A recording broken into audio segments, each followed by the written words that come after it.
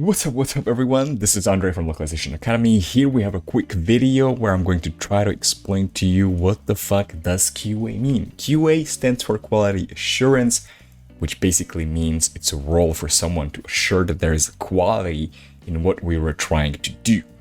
Localization is a quite complex process which involves many different stages, and the bigger it gets, the more important it is to have a QA phase towards the end of the project.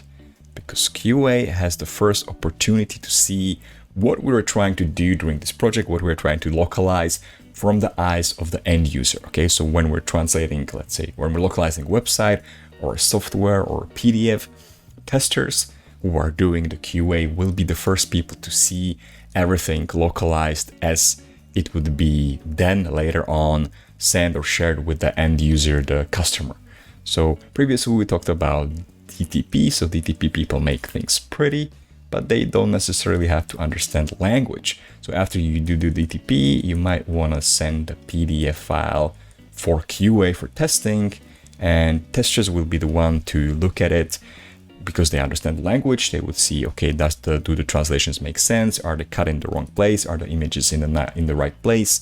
Does it look nice? Do the links work? And so on. They can do the same for software, and the result of their work is saying it's a good job done or it's not good. And if it's not good, then basically what they do is they report bugs back to the team so that it can be then fixed by the engineering team, and the issues get fixed, and then end users, when they finally get the final localized product, they don't have to look at these issues because the testers caught these issues before the localization was released to the market, to the people.